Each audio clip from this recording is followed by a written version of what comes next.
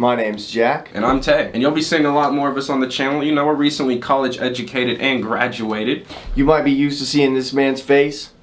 That's Moses. You see us, Moses? We're coming for you. We're coming for you, Moses. We're coming for you, alright? We're coming for It's over. We're taking over the YouTube now. Like, I've kind of taken them under my wing. And we recently got on the topic of manual focus and how exactly to use it. I just don't understand why we even have to use manual mode. It's so hard. Auto's so much easier and it makes it more fun because then I don't have to mess with the lighting and everything with the camera settings, and it's just a big headache. And I don't want to do it. Jack, I get that you don't want to do it, but the thing is, using auto is definitely useful when you're not familiar with a lighting situation or you just need to get something quick and easy. But with that being said, you also lose all the fun parts of photography and videography.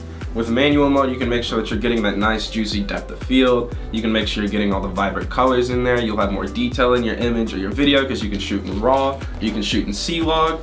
And it's just overall a lot more rewarding when you can expose something yourself. I'm just having a hard time because whenever I try to mess with the camera settings, they just mess right back with me. And that's the thing, Jack. It's okay. But using manual mode is just so much more rewarding. And it's just a lot better overall in the end. I guess. Look at all these incredible shots, Jack. Look at this.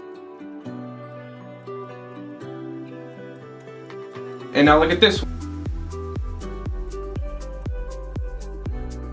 So the first point as to why you should learn manual mode over auto is, first up, learning manual mode gives you complete control over your camera settings. For example, if I went out on a night photo shoot and I wanted to get some nice pictures of some light leaks or just some light streams, you know, manual mode would give me the option to adjust my shutter speed versus using auto, which would just do it automatically for me, and I wouldn't get a say-so in how I wanted my final image to turn out. One thing that you can do with manual mode is you can actually use an ND filter. You can do it with auto, but it'd be a little bit trickier to use. But with manual mode, it gives you complete control and freedom, and then also you throw that ND filter on, you get some pretty nice looking shots. But also realize that auto mode can be useful in some quick and dirty situations.